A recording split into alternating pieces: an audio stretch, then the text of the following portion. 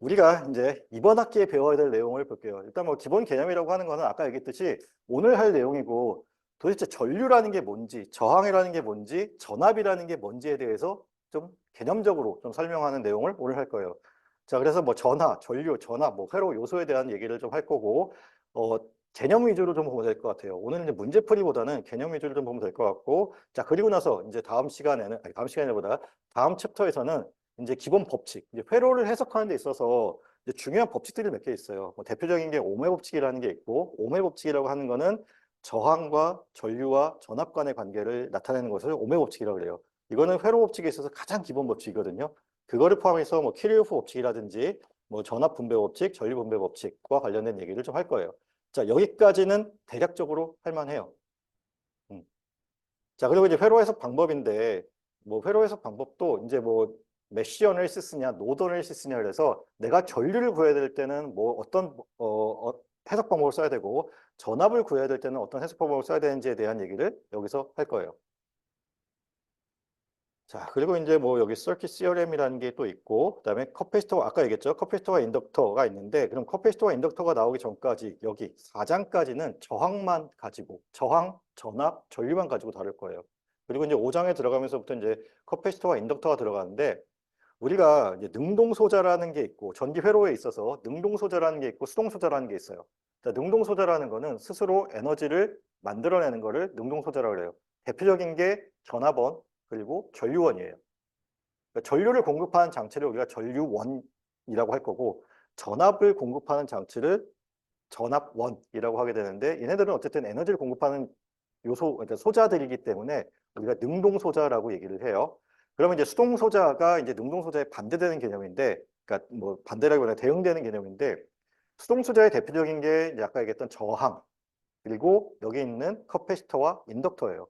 그러면 이제 저항을 먼저 배우고 커패시터와 인덕터를 따로 배우는 이유는 저항이 그나마 다루기가 쉽고 인덕터와 커패시터는 뭔가 좀 다루기가 어려워서 그래요. 자, 인덕터와 커패시터는 수동 소자이긴 한데 어떤 특징이 있냐 하면 에너지를 저장하는 기능이 있어요. 그래서 커패시터와 인덕터는 우리가 수학적 모델로 나타낼 때 그냥 단순한 뭐 곱셈, 나눗셈을 나타내주는 게 아니라 우리가 이거를 미분 방정식 혹은 그러니까 미분 혹은 적분의 형태로 나타내지게 돼요. 그래서 지금 커패시터와 인덕터를 배운 후에는 자, 1차 회로라는 것이 나오고 2차 회로라는 것이 나와요. 자, 1차 회로라고 하는 것은 아까 얘기했듯이 1차 미분 방정식으로 회로의 응답을 구하게 되는 경우들을 얘기해요. 그러면 이 회로들은 어떤 특징이 있느냐? 일단 뭐 전압원, 전류원은 당연히 둘 중 하나는 반드시 포함되어 있거나 뭐 둘 다 있어도 상관은 없고 그리고 저항이 포함되어 있고 거기에 더해서 커패시터가 있거나 인덕터가 있거나 알겠죠? 둘 중 하나가 있는 경우예요. 그러니까 뭐 전압원, 그러니까 에너지원이 있고 그다음에 저항이 있고 그다음에 커패시터 혹은 인덕터가 포함되어 있는 경우에 우리가 1차 회로 해석을 해요. 그럼 2차 회로는 어떤 특징이 있냐? 2차 미분 방정식을 이용해서 회로의 응답을 구하는 경우를 우리가 2차 회로라고 얘기를 하고요. 2차 회로는 전압원, 전류원, 그리고 저항과 더불어서 커패시터와 인덕터가 모두 포함되어 있어요. 그래서 2차 미분 방정식으로 풀어집니다. 자, 여기선, 그러니까 요거는 그래서, 일단 미분, 그리고 적분에 대해서 좀 알긴 알아야 돼요. 근데 뭐, 우리가 미적분학을 배웠을 때, 거기 나오는 뭐, 미적분 관련된 뭐 증명, 그런 게 필요한 거는 아니고요. 정말 문제 푸는 기술만 필요하거든요. 그러니까 뭐, 사인을 뭐 미분하면 뭐다. 그 정도만 알고 있으면 돼. 뭐, x의 제곱을 미분하면 어떻게 된다. 그 정도는 할 줄 알잖아. 그렇죠? 예, 그래서 전혀 수학적인 거가 문제가 되지는 않을 거예요. 자, 그러면 일단 베이직 컨셉부터 봅시다. 우리가 1학기 때 이제 수업을 하고 2학기 때도 이제 이어서 수업을 하게 되는데 1학기 수업과 2학기 수업의 차이는 우리가 1학기 때는 직류 전원을 다뤄요. 그러니까 전압원도 직류 전압원이고 전류원도 직류 전류원만 다뤄요. 수학적으로 계산하는 게 좀 쉬워요. 그래서 왜냐하면 직류 전압원이나 직류 전류원은 그러니까 상수 형태예요. 뭐 가령 5V다. 그러면 이제 5V가 그냥 쭉 유지되는 형태거든요. 근데 2학기 때 우리가 배우는 전압원과 전류원은 교류 전류원, 교류 전압원을 다룰 거예요. 그럼 교류 전압원과 교류 전류원은 익스포넨셜 함수 형태든지 아니면 사인 혹은 코사인 함수의 형태로 나타내져요. 그러면 이제 미적분을 계산할 때 좀 복잡할 수 있겠지. 수식이. 그렇지만 이제 단지 그거야. 수학적으로 조금 계산이 복잡해진다는 거 말고는 크게 달라지는 건 없어요. 그래서 1학기 때 잘 배워두면 2학기 때 따라가는 거는 크게 문제가 되지 않을 겁니다. 자, 그래서 서로 그러니까 우리가 지금 배워야 될 컨셉에서는 일단 전하와 전류가 가장 중요하고, 그리고 전압을 이해하는 게 중요하고, 그리고 전력과 관련해서 좀 이해를 해봅시다.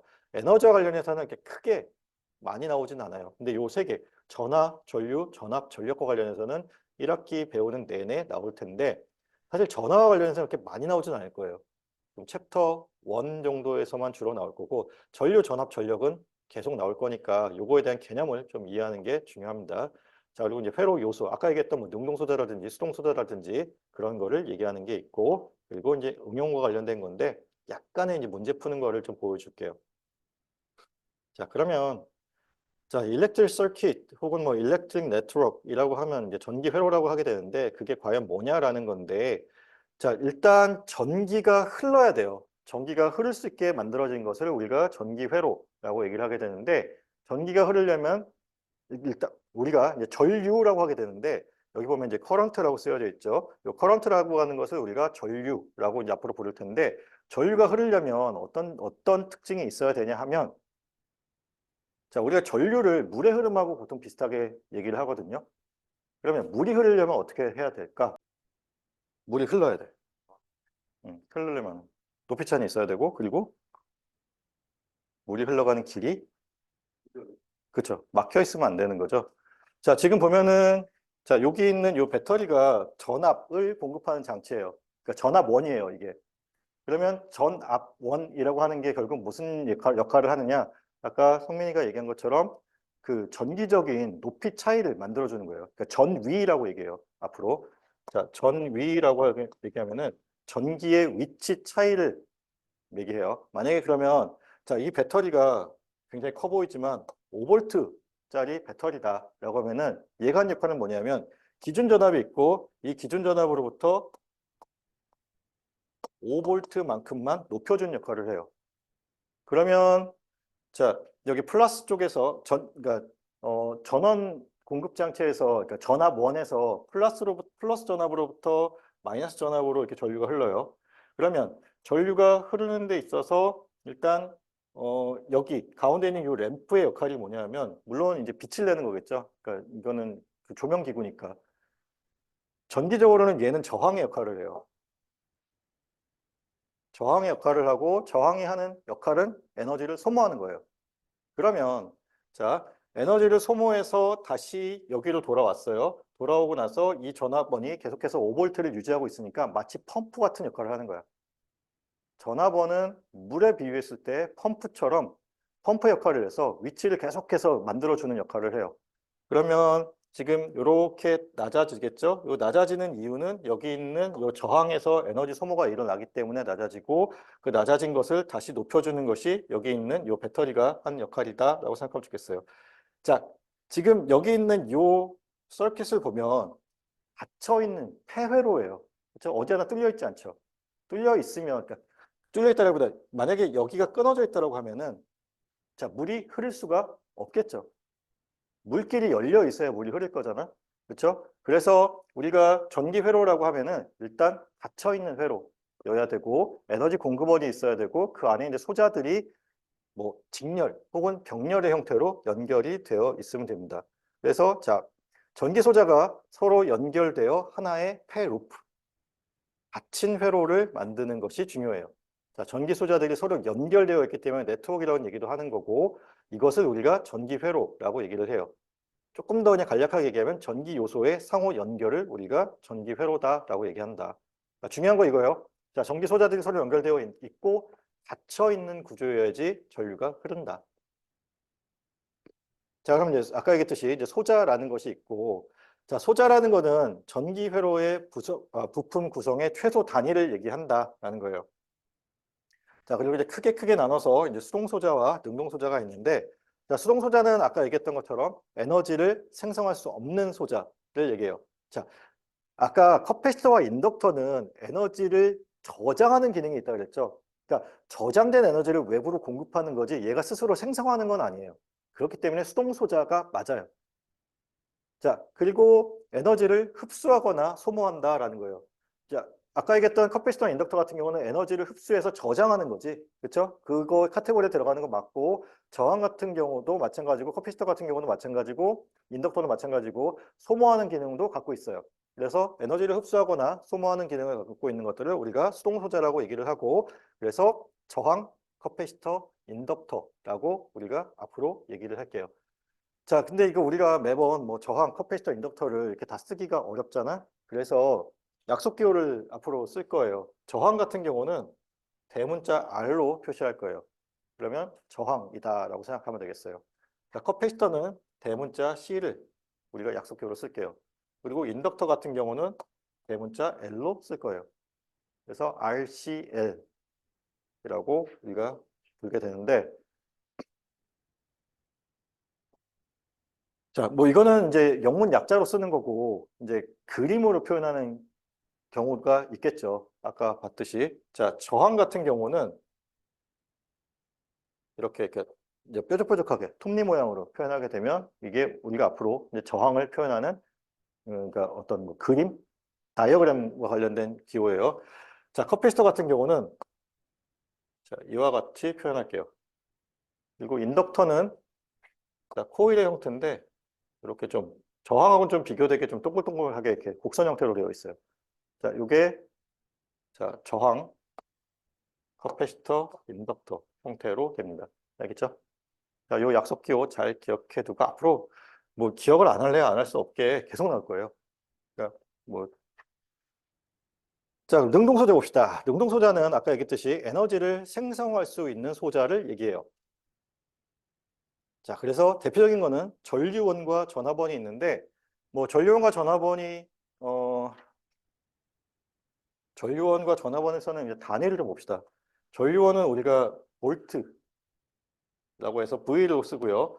전화번은 단위 말고 약속 기호. 전류원은 볼트를 따서 이렇게 쓰고 전화번은 이렇게 I로 표시를 해요. 자, 그리고 단위 다시 얘기 나오니까 단위는 얘는 볼트를 쓰고 얘는 암페어 단위로 쓰게 됩니다. 근데 아까 여기서 이제 단위를 안 썼구나. 자, 저항 같은 경우는 이렇게 써서 옴이라고 얘기를 하게 되고요. 자, 커피시터 같은 경우는 자, F를 써서 이제 페럿이라고 부르게 돼요. 그리고 인덕터 같은 경우는 H라는 단위를 써서 이제 헨리라고 하는 단위로 쓸게요. 자, 전류원과 전압은 어떻게 그리는지 일단 봐야겠지. 그거는 보통 이렇게 많이 그리고요. 근데 요건 뒤에서 보자. 뒤에서 나올 거예요. 그러니까 지금 다 그리는 방법이 좀 여러 개가 있어서 전류원과 전압은 있고 그래서 자, 여기 봅시다. 지금 요런 회로를 이번 학기 해석할 건 아니고 요거는 이제 나중에 알겠죠? 지금 이제 요런 이제 회로들을 이제 여러분들이 졸업할 때쯤 되면 자유자재로 해석할 수 있으면 좋겠다라는 거예요. 이번 학기에는 이렇게까지는 안 가. 지금 요런 것들은 그러니까 이번 학기가 아니라 올해는 안 배워요. 네, 트랜지스터와 관련된 건데 요거는 이제 내년이나 되어야 배우고 자, 여기 보면은 커패시터 있죠. 그다음에 여기 저항들 있고 인덕터는 빠져 있구나. 아, 여기 인덕터 있네. 인덕터 있죠. 자, 이런 식으로 이제 표시가 된다라고 생각하면 되겠어요. 자, 그리고 지금 여기 특이하게 있는 게 여기 아래쪽에 있는 요거죠. 요게 뭐냐면 그라운드예요. 접지. 우리가 회로를 해석하는 데 있어서 아까 얘기했듯이 전압원 같은 경우는 그러니까 전 위차를 만들어 주거든요. 근데 그 전 위차라고 하는 거는 상대적인 거예요. 그러니까 5볼트의 전위차를 만들어 준다라고 했을 때 기준이 1볼트면 이거보다 높아진 거는 6볼트가 되겠죠. 근데 만약에 기준이 처음부터 5볼트였다고 하면 5볼트 전압원이 연결되면 10볼트가 되는 거야. 그러면 이제 그때그때 좀 이제 그 기준에 따라 달라지잖아요. 근데 기준을 그냥 편하게 만들려면 어떻게 하면 될까? 여기를 0으로 만들어주면 그냥 이게 전압원 크기만큼 5볼트가 되겠지. 그래서 이런 식으로 좀 특정 위치에다가 접지를 시켜요. 그러면 요 아래쪽에서는 0볼트가 되기 때문에 조금 더 해석하기 쉬워져서 그런 거예요. 그러니까 접지라는 거를 무조건 써야 된다라는 건 아니고 회로 해석을 하기 쉽게 하기 위해서 접지를, 그라운드를 잡아주는 예가 많으니까 이런 것들은 그냥 이런 게 있다라는 거 정도만 이번 시간에 좀 알면 되고 앞으로 계속 연습하면서 문제를 풀면 익숙해질 거예요. 자, 그래서 뭐 회로 해석과 회로 설계인데 우리가 이제 회로 해석을 하는 거고 그리고 회로 해석의 우리의 목표는 자, 회로 해석을 쉽게 하는 것이다. 그래서 이제 앞으로 당장 나올 거는 뭐냐 하면 여기 보면은 저항이 이제 뭐 이런 것들 커패시터와 인덕터를 빼고 나면 저항이 굉장히 여러 개가 있죠. 이렇게 저항이 여러 개가 있는 경우에 저항을 만약에 우리가 개수를 줄여줄 수 있다라고 하면 만약에 저 저항을 하나로 만들어줄 수 있다라고 하면 회로 해석이 굉장히 쉽겠지. 그러니까 계산이 쉽겠죠. 그래서 합성 저항이라고 얘기를 하게 되는데 뭐 병렬 연결로 되어 있는 저항을 하나의 저항으로 만들어주는 방법, 그다음에 직렬 연결로 되어 있는 저항을 하나의 저항으로 만들어주는 방법 등을 배울 거예요. 일단 그리고 나서 이제 커패시터와 인덕터도 마찬가지로 하나로 줄여주는 방법이 있습니다. 자, 그래서 그런 방법들이 여기 있는 것처럼 회로 해석을 쉽게 하는 방법 중에 하나다. 그래서 궁극적으로는 계속해서 회로 해석을 해 나갈 건데 회로 해석을 할 때 어떻게 하면 조금 더 실수 없이 쉽게 할 수 있을지에 대해서 그 기술을 계속 배울 거예요. 그래서 자, 우리가 지금 배우는 요 과목은 뭐 어떤 뭐 사이언스에 대해서 배우는 거 아니고 공학적인 얘기거든요. 공학적인 얘기는 가장 중요한 건 뭐냐면 일단 답만 맞으면 돼. 알겠죠? 답을 맞추는 게 굉장히 중요해요. 그러니까 방법은 여러 가지 방법이 있어요. 그러니까 여러분들이 이제 문제를 풀다 보면은 내가 이제 여러 가지 방법을 알려줄 거거든요. 근데 어, 어떤 방법이 가장 좋아요라고 얘기하는 거는 사실 좀 어려워. 그러니까 사람마다 느끼는 게 달라요. 그래서 본인한테 편한 방법을 찾는 게 제일 중요해요. 내가 이제 뭐 이런 방법으로 풀어도 되고 저런 방법으로 풀어도 된다라고 얘기했을 때 본인이 판단했을 때 더 편한 방법이 있을 거예요. 그 방법을 가지고 문제를 해석할 수 있으면 됩니다. 알겠죠? 자, 그래서 뭐 디자인이고 그리고 요게 어널시스. 우리는 회로 해석을 할 거기 때문에 자, 서킷이 주어질 거고 인풋이 주어지면 자, 여기 있는 아웃풋을 구할 수 있으면 된다라는 거예요. 자, 단위와 시스템인데 뭐 여기 있는 뭐 이거는 좀 읽어보면 될 것 같고 자, 여기 있는 요거는 좀 이게 적어도 빨간 줄 쳐놓은 거는 좀 외웁시다. 알겠죠? 자, 1킬로면은 10의 3승, 1메가면 10의 6승, 그다음에 뭐 센티, 밀리, 마이크로, 나노 요거 정도는 외우고 있어야 될 것 같아요. 뭐 후에 이제 뭐 단위, 그러니까 시험 보는 데 있어서 단위를 항상 쓰라라고 얘기를 할 거예요. 그리고 단위를 틀리면 이제 감점이 좀 있을 건데 그것 때문에 감점되는 게 가장 억울할 것 같아요. 그래서 자, 여기 밀리, 뭐 킬로, 메가와 관련된 것들 잘 기억합시다. 알겠죠? 빨간 줄 쳐놓은 것만 알면 돼요. 나머지들은 뭐 그렇게 자주 나오는 얘기들은 아니어서 빨간 줄 쳐놓은 것만이라도 좀 잘 외웁시다. 자, 여기를 보면 우리가 앞으로 이제 많이 나올 얘기인데 터미널이라는 거를 얘기를 할 거예요. 투터미널이라고 하기에는 두 개의 말단이 있는 거예요. 여기 안에 들어갈 수 있는 거는 저항, 커패시터, 인덕터, 전압원, 전류원 다 들어갈 수 있어요. 그 모든 게 다 두 개의 커넥터 혹은 말단을 갖고 있는 경우가 돼요. 그래서 한쪽을 A라고 그러면 반쪽을 B라고 할 수 있는데 가령 이제 이게 왜 중요하냐라는 건데 이게 전압원이라고 한다면 5V 전압원이라고 한다면 플러스 마이너스다라고 하면 자 여기서 기준이 되는 건 마이너스 쪽이 기준이 돼요. 그러면 A에서 바라본 B의 전압이 5V다라는 거예요. 그러니까 이런 거를 구별하기 위해서라고 생각하면 되고 나중에 이제 노드 어널시스라는 걸 하게 되는데 그게 어떤 의미를 갖냐면 결국은 요것들이 노드로 돼요, 나중에. 자, 얘와 또 다른 어떤 소자가 이 터미널을 공유하면서 연결이 될 수 있겠죠. 그렇죠? 그리고 그 연결된 요것들이 각각이 노드 혹은 마디라고 얘기를 하게 돼요. 그래서 이런 것들이 있다라는 것이고 자, 여기 저항, 인덕터, 커패시터 그리고 전압원, 전류원 모두 다 두 개의 터미널, 말단을 가진 소자들이다라는 거 알고 있읍시다. 자, 그리고 아까 얘기했듯이 이제 단위에 대한 건데 자, 전하량 같은 경우는 여기 있는 것처럼 이제 쿨롱이라는 단위를 써요. 그래서 약자를 C로 쓰게 되고, 자, 전류 같은 경우는 암페어라고 해서 이렇게 단위를 쓰게 되는데, 자, 1암페어는 1쿨롱의 전하를, 그러니까 1초당 1쿨롱의 전하가 지나가면 우리가 그거를 1암페어다라고 얘기를 해요. 1볼트에 대해서는 에너지의 개념이기 때문에 조금 있다가 뒤에서 다시 얘기를 하도록 합시다. 일단 단위만 좀 알아봅시다. 전하량에 대한 거는 쿨롱이라고 해서 C, 그다음에 전류 같은 경우는 암페어, 그다음에 전압 같은 경우는 볼트의 단위를 쓴다. 1kV면 몇 볼트일까? 10볼트. 맞아요. 1mA하면 몇 암페어일까? 네. 10배 마이너스 3승암페어예요. 자, 이런 식으로 이제 변환할 수 있어야 돼요. 알겠죠? 일단 전하와 전류에 대한 개념인데, 전하라고 하는 거는 이제 뭐 양전하와 음전하가 있다라는 거는 뭐 대부분의 학생들이 뭐 고등학교, 중학교 시절에 좀 들어봤을 것 같아요. 일단 원자 핵이 가운데 있고 거기에 중성자가 있고 그 원자핵과 중성자를 주변으로 해서 그 전자가 돌고 있죠. 그렇죠? 그리고 마이너스 차지를 띈 것을 우리가 전자라고 얘기를 하고, 그리고 플러스 차지를 띈 것을 우리가 양성자라고 얘기를 해요. 요거는 뭐 화학에서도 좀 나오지. 그쵸? 그래서 뭐 질량 번호 뭐 그런 거는 사실 여기서는 얘기 안 할 거야. 그냥 플러스 차지를 띈 게 있고 마이너스 차지를 띈 게 있고, 그리고 뭐 1쿨롱 같은 경우는 뭐 이만큼의 전자가 있다라는 거는 그냥 상식적으로 써놨어요. 내 수업과는 별로 관계가 없어. 이거는 뭐 나중에 뭐 그냥 쓸 일이 있을지 모르겠는데, 적어도 내 수업에서 이걸 물어보진 않아요. 외우라는 얘기는 아니야.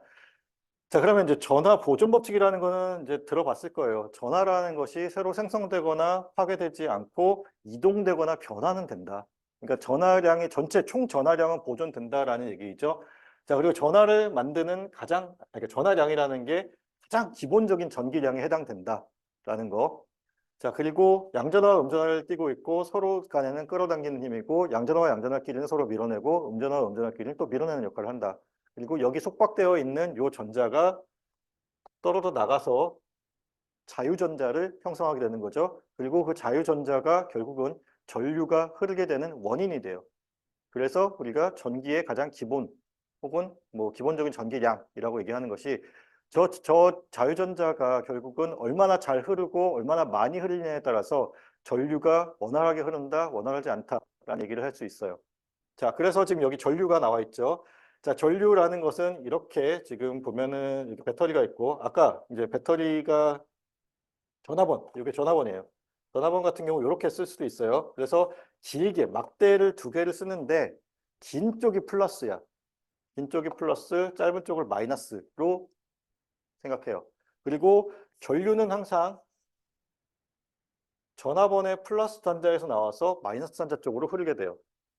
알겠죠? 자, 그러면 자, 전류라고 하는 거는 일단 여기 정의가 이래요. 전하의 흐름이야. 전기의 흐름을 얘기하고 전하의 흐름을 얘기하게 되는데, 자, 물이 흐른다라, 그러니까 우리가 전류를 그러니까 물의 흐름에 비교한다 했잖아요. 그러니까 물이 흘러가는 것이 전기의 흐름을 얘기한다라고 보면 돼요. 그래서 전하의, 자, 요거 중요해. 전하의 시간에 따른 변화량을 얘기한다. 그래서 아까 앞에서 보면은 암페어라는 단위가 쿨롱 퍼 세컨드로 쓰게 되거든요. 1초당 몇 쿨롱이 지나갔냐, 단위 면적을 계산했을 때 1초당 몇 쿨롱이 지나갔냐를 우리가 전류로 계산을 해요. 그리고 결국 이게 시간당 변화량을 얘기하는 거지. 그렇죠? 그래서 지금 요게 전류를 계산하는 수학식이에요. I라고 하는 전류는 자, 델타 T분의 델타 Q다라고 하면은 시간 변화량 분의 전하의 변화량을 얘기하는 것. 저게 우리가 앞으로 전류를, 그러니까 전하량이 주어져 있고 시간이 주어져 있을 때 전류를 계산하는 공식이에요. 요거는 적어도 1학기 중간고사 볼 때까지는 이거 외우고 있읍시다.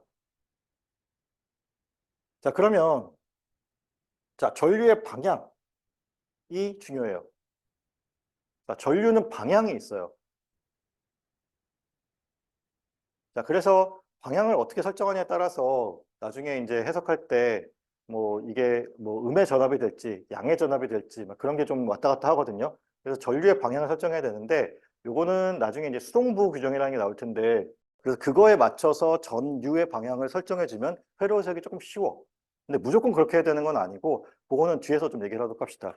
자, 그래서 전류의 방향은 자, 일단은 양전하가 움직이는 방향으로 정했어. 근데 아까 얘기했던 거랑 좀 반대되죠. 실제로 움직이는 건 양전하가 아니라 전자가, 그러니까 자유전자가 움직인다라고 했잖아요. 근데 이제 과거의 사람들이 이론을 정립해 놨는데 양전하가 움직인다라고 생각하고 당연히 양전하가 움직일 줄 알고 양전하가 움직이는 방향으로 전류의 방향을 설정했어요. 근데 그 후대 사람들이 이제 좀 뭐 이렇게 열심히 실험을 해서 밝혀봤더니 양전하가 움직이는 게 아니라 전자가 움직이는 건데 그때 이론을 다시 다 뒤집기는 너무 어려웠나 봐. 그래서 그냥 양전하가 움직이는 방향으로 하고 전자는 반대 방향으로 움직이는 걸로 하자라고 정한 거예요. 그래서 지금 여기 보면은 플러스 차지가 움직이는 방향은 이 방향으로 우리가 볼 수 있고 실제로 전류가 흐르는 방향은 플러스 차지가 흐르는 방향이 되고 마이너스 차지가 흐르는 방향과는 반대의 방향으로 그러니까 전자가 흐르는 방향과는 반대의 방향으로 전류의 방향을 설정해요. 알겠죠? 자, 그래서 여기 다시 얘기 나오는 거고 단위 시간 1초 동안 어떤 한 점을 통과하는 전하의 수로 측정한다. 암페아를. 그러면 이제 우리가 자, 1암페아는 이렇게 하는 거고 그러면 자, 얼마만큼의 전류가 걸려 있을 때 그 전류를 이용해서 뭐 단위 시간 동안 아니면 뭐 특정 시간 동안 또 지나간 전하량을 구해라라고 하면은 미분이 반대로 계산이 되면 되겠죠. 적분이 되면 된다는 얘기지. 그렇죠? 그래서 자, 전하량은 총 전하량을 계산하기 위해서는 자, T0부터 T까지에 대한 전류의 적분으로 시간에 대한 적분으로 구할 수 있다라는 얘기예요. 그리고 지금 보면은 I 곱하기 DT라고 하는 것이 여기 보면 얘를 이쪽으로 넘기면 DQ가 결국은 I 곱하기 DT가 되는 거잖아. 그래서 여기 DQ에 대해서 넣어도 된다라는 거예요. 혹시 여기까지 질문 있을까요? 자, 요게 아까 전화번이라고 그랬어요. 전화번이고 지금 보면은 플러스 단자가 길게 표시되어 있고 마이너스 단자가 짧게 표시되어 있어요. 자, 그러면 여기서 하나 더 봅시다. 전화번을 나타내는 그러니까 그 기호가 이렇게도 써요. 동그라미를 그려놓고 그 안에 플러스 마이너스를 그려주면 이쪽 방향이 이제 플러스 단자 쪽이 되고 이쪽 방향이 마이너스 단자 쪽이 돼서 전류가 이렇게 흐르게 될 거고 자, 전류원 같은 경우는 이렇게 표현할게요. 그러면 이 화살표 방향으로 전류가 나가는 방향이라고 생각하면 돼요. 그러면 이제 항상 동그라미만 있느냐? 동그라미만 있지 않고 간혹 가다가 우리가 3장 정도에서 배울 건데 이렇게 마른 목볼 안에 플러스 마이너스 혹은 화살표 그려지는 경우가 있어요. 얘는 전화번이고 얘는 전류원인 거는 마찬가지예요. 근데 지금 동그라미 안에 이렇게 그려져 있는 경우를 우리가 독립전화번 혹은 독립전류원이라고 얘기를 해요. 그러니까 얘네 둘은 어떠한 경우에도 만약에 이게 5V다, 이게 뭐 3A다라고 하면은 어떠한 경우에도 주변 상황에 상관없이 항상 5V를 공급하고 있고 얘는 3A를 공급하고 있는 거야. 근데 얘 같은 경우는 이렇게 어떤 상수 형태의 숫자로 표현을 못 해요. 그러면 뭐 3i라든지 뭐 여기는 3v라든지 뭐 이거는 숫자는 왔다 갔다 할 수 있어요. 이런 식으로 어떤 주변에서의 흐르는 전압 혹은 전류값에다가 어떤 웨이팅 팩터 혹은 게인, 이득 값을 곱해준 형태로 되거든요. 이 얘기는 뭐냐면 주변에 흐르는 전류 혹은 주변에 흐르는 전압에 따라서 이 전압원의 값이 달라지고 이 전류원의 값이 달라진다는 거예요. 그래서 이거를 우리가 자, 종속 전원이라고 얘기를 해요. 종속 전원에 대해서는 3장에서 다시 나올 거예요.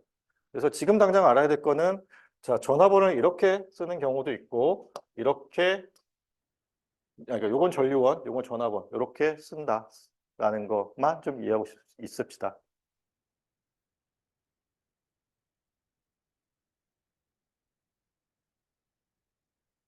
자, 아까도 얘기했듯이 우리가 지금 1학기 때 다룰 거는 직류 전원만 다룰 거예요. 자, 직류 전원이라고 한다면 자, 이렇게 정의가 이렇게 돼요. 시간이 변해도 일정하게 흐르는 전류 혹은 전압을 얘기해요. 자, 시간에 관계없이 한 방향으로 값이 일정하게 흐르는 경우를 얘기하게 되고요. 자, 그거에 대비되는 개념으로 교류라는 것이 있는데 시간이 변함에 따라 방향이 변화하는 전류를 얘기해요. 알겠죠?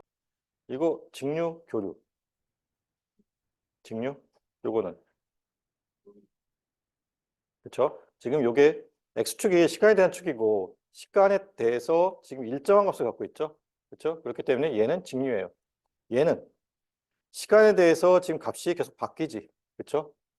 그래서 요거를 교류 형태라고 얘기를 해요. 아까 얘기했듯이 교류 우리가 배울 때 2학기 때 배울 때는 뭐 사인 혹은 코사인 혹은 익스포넨셜 함수의 형태의 전화번 혹은 전류원이 나온다고 했잖아요.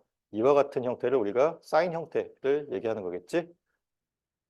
자, 그리고 지금 요거와 같이 이거는 뭐 지금 직류 형태예요. 5A의 전류가 이 방향으로 흐르고 있는 거고 얘는 마이너스 5A의 전류가 이 방향으로 흐르고 있는 건데 자, 결국 얘나 같은 표현이에요. 전류가 도선이 이렇게 있어요. 도선이 이렇게 있는데 자, 이 방향으로 5볼트가 아니라 이 방향으로 5A의 전류가 흐른다라고 합시다. 그러면 이 방향으로는 얼마의 전류가 흐르냐라고 얘기를 하게 되면 크기는 같고 방향이 반대이기 때문에 부호를 뒤집어 주면 돼요. 플러스인 경우이니까 반대 방향으로 되면 마이너스 5A의 전류가 흐르는 거야. 알겠죠? 그래서 여러분들이 나중에 이제 뭐 이렇게 회로를 해석할 때 있어서 결국 전류의 방향을 어느 방향으로 잡냐에 따라서 값이 달라지는 거는 크기는 같은데 부호만 달라지는 거예요.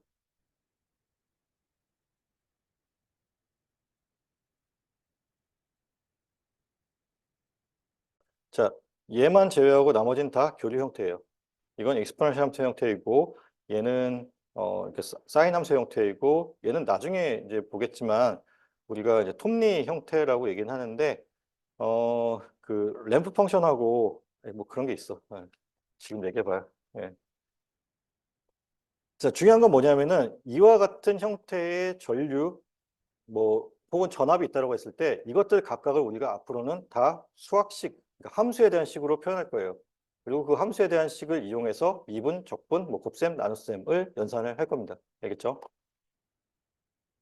자, 그러면 이제 뭐 조금 쉬어가는 의미로 여기 보면은 문제에서 일단 문제 풀어봐. 뭐 물론 밑에 답도 있지만 한번 읽어봐요.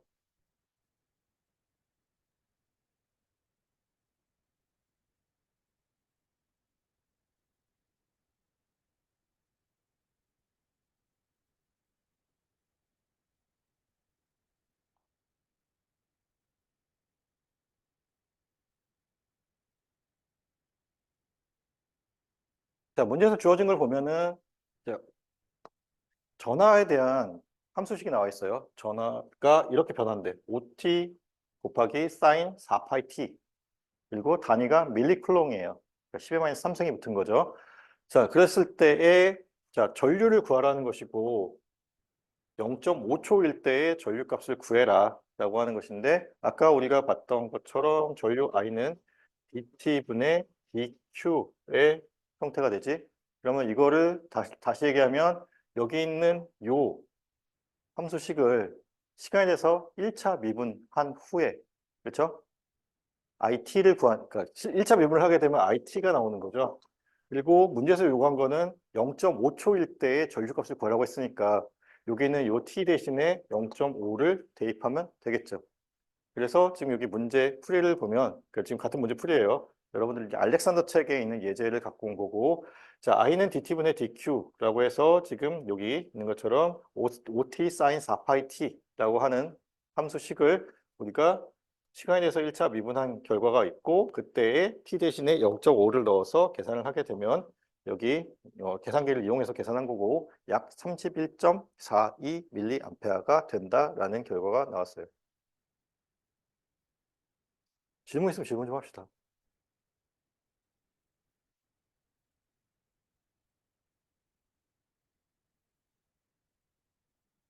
자, 그다음 그러면은 질문이 없으니까 자, 이번에는 뭘 구하라고 되어 있냐면 자, 전체 전하량을 구하라고 되어 있어요. 단 주어진 게 자, t 값이 1초에서 2초 사이이고 전류의 값이 전류에 대한 함수식이 시간에 대한 함수식이 3t 제곱 마이너스 t로 주어졌어요. 그럼 어떻게 하면 돼? 자, t가 1부터 그러니까 전체 전하량 q를 구해야 되고 t가 1부터 2까지 여기 있는 it라고 하는 것에 ET라고 하는 것을 이용해서 우리가 적분을 하면 되죠. 그렇죠? 그리고 적분 결과가 여기 있는 것처럼 나와서 5.5 쿨롱이 나와요.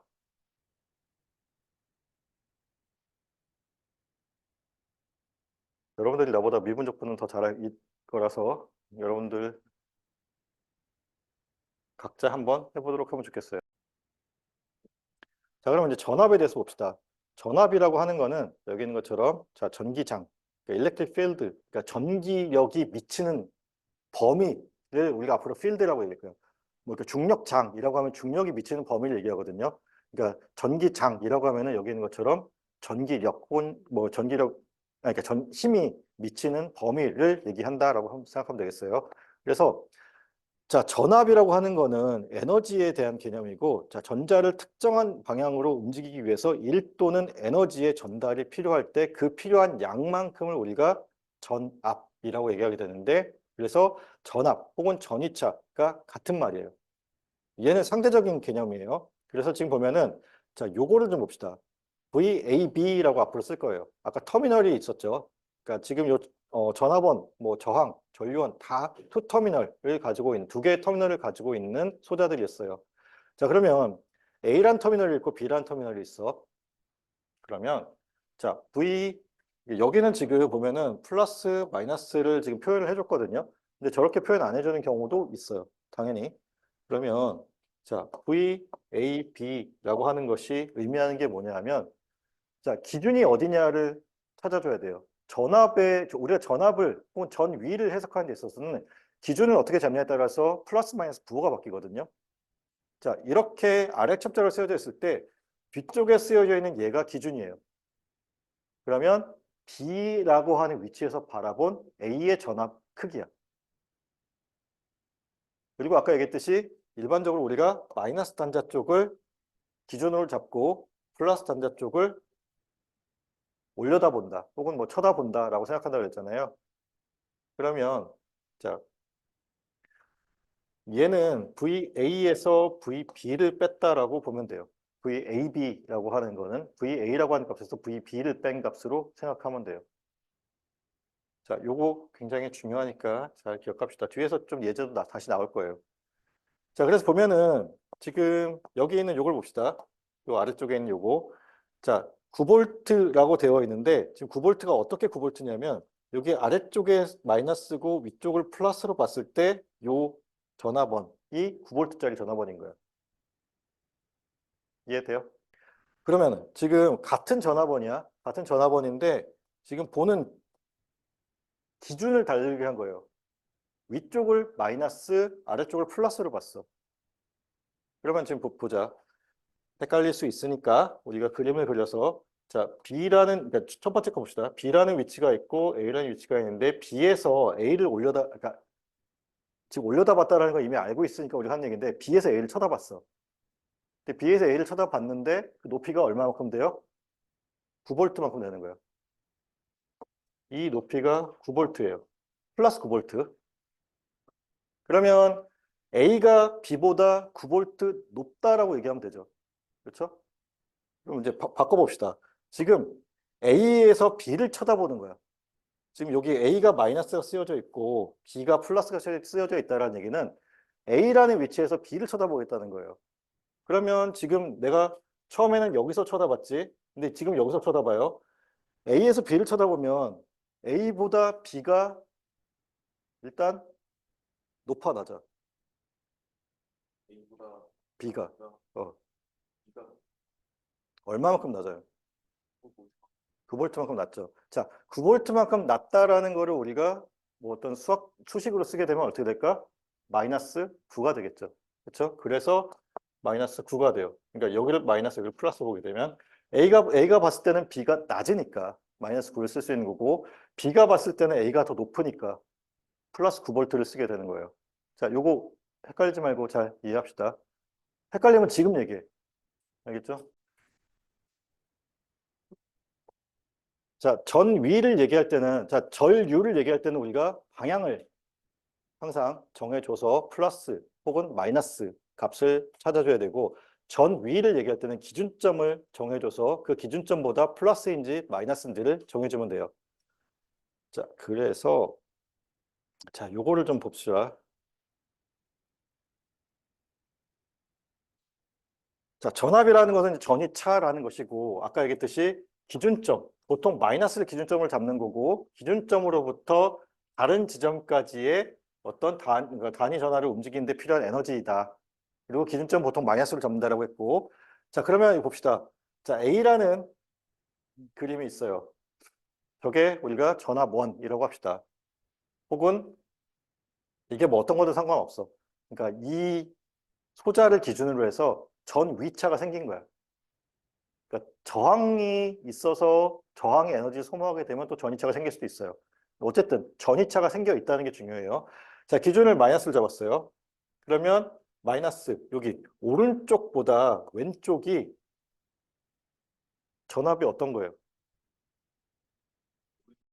자, 오른쪽보다 왼쪽이 자 V6만큼 높은 거예요.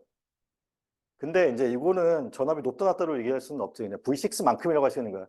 여기 밑에 있는 것처럼 V6라는 게 음수다. 다시 말하면 V6가 여기가 마이너스 5V다. 라고 하면은 그때는 어떻게 되는 거야? 오른쪽보다 왼쪽이 낮은 거죠. 이해돼? 이제 헷갈리기 시작하지. 자, 오른쪽에서 왼쪽을 쳐다봤는데 마이너스 5V래. 그러면 내려간 거야. 알겠죠? 마이너스 5, 그러니까 마이너스 그래. 5V만큼 내려갔기 때문에 마이너스가 쓰이는 거예요. 그러면 지금 여기 있는 것처럼 자, V6가 음수다라고 하면은 그러니까 오른쪽 끝이 왼쪽보다 높다라는 얘기를 하는 거죠. 이게 만약에 5V다라고 하면 자, 오른쪽에서 왼쪽을 쳐다봤는데 올려다본 거지. 얼마만큼? 5V만큼. 이해돼요? 이해되는 사람 많지는 않은 것 같다, 지금. 자, 그러면 이제 방금 전에 성민이가 얘기한 것처럼 B를 봅시다. B라는 거는 지금 왼쪽이 마이너스, 오른쪽이 플러스로 했을 때 23V예요. 자, 마이너스를 기준으로 본다 그랬어. 알겠지? 자, 여기가 내가 관측하는 시점이야. 마이너스에서 플러스 쪽을 봤어요. 근데 그 값이 얼마야? 23이야. 플러스 23이야. 그러면 이게 얘기하는 게 내가 올려다 봤다는 얘기죠. 그렇죠? 그래서 그러면 마이너스가 왼쪽이고 플러스가 오른쪽이면 그리고 마이너스에서 플러스 쪽으로 봤는데 23만큼 올려다 봤으면 어디가 높은 거야? 오른쪽이 왼쪽보다 23V만큼 높은 거죠. 여기 있는 요 얘기 봅시다. 자, 우리가 요렇게 쓸 수도 있고 요렇게 쓸 수도 있다 그랬어요. 자, 우리가 VAB라고 썼을 때 기준이 어디다? 저 아래 첨자에서 뒤쪽에 쓰여져 있는 거야. B를 기준으로 보는 거야. 그럼 이 얘기는 뭐냐면 B 쪽에서 A 쪽으로 바라봤을 때의 값이에요. 우리가 이거를 5V라고 합시다. 그러면 B에서 A를 올려다본 거고 그 값이 5V라는 얘기예요. 그러니까 A가 B보다 5만큼 큰 거지, 높은 거지. 그러면 VBA를 보면 자, 같은 얘기야. 지금 여기서 보면은 자, 그러니까 헷갈리면은 그림으로 그려요. 자, 여기가 B고 여기가 A인데 이게 플러스 5V야. 같은 얘기고 자, VBA라고 하는 거는 자, A를 기준으로 하고 A에서 B를 바라본 거예요. 그러면 다시 A가 여기고 A에서 B를 바라보는 거지. 그러면 A보다 B가 낮죠. 낮다라는 거는 마이너스라는 얘기야. 그리고 얼마만큼 낮아? 5V만큼 낮은 거지. 그래서 이게 마이너스 5V가 돼요. 그래서 자, 기준이 바뀌면 크기는 같아요. 단 부호가 달라져. VAB라고 하는 것은 마이너스 VBA랑 같아요. 이해돼요? 그러니까 지금은 많이 헷갈릴 수 있어. 처음 듣는 거니까. 그래서 요거 집에 가서 좀 생각을 해보고 오면 좋겠어요. 알겠죠? 그러니까 오늘 조금만 더 끝낼 거야. 표정 보호하니까 이제 한 개가 다 됐어. 자, 그래서 지금 그 얘기가 여기 있어요. 자, 여기 아래쪽 터미널을 대문자 B로 받고 위쪽 터미널을 대문자 A로 봤어요. 그러면 우리가 자, 마이너스가 여기고 플러스가 여기니까 일반적으로 쓰면 어떻게 돼? A, 아니, A가 아니라 전압 V라고 했을 때 V의 기준이 어디야? B. 그러니까 마이너스 쪽이 B, 터미널 B니까 B고 A를 보는 거니까 A, B로 써주면 이거에 대한 전압을 표현하는 게 돼요. 그리고 그 값이 얼마예요? 여기 보면은 5V로 되어 있지? 그래서 5V가 되는 거예요. 여기서는 지금 보면은 자, 마이너스가 여기 있고 플러스가 여기 있어요. 그러면 기준이 A가 되는 거고 A에서 B를 바라보는 게 되는 거지. 그래서 V, B, A가 되는 거고 맞아? 그리고 그 값이 얼마가 되는 거야? 여기 써 있는 요 값이 되는 거지. 이해돼요? 음. 자, 요거가 앞으로 이제 계속 나올 건데 지금 당장은 좀 많이 헷갈릴 거예요. 요거를 익숙하게 하는 게 좀 필요할 것 같아요. 그래서 자, 다음 시간에 할 거는 이제 몇 개가 좀 더 남긴 했는데 아까 얘기했던 이제 수동보 규정을 좀 더 해야 되긴 하는데 일단 오늘 배운 요 내용까지 집에 가서 복습을 좀 하고 금요일에 좀 다시 만나도록 합시다.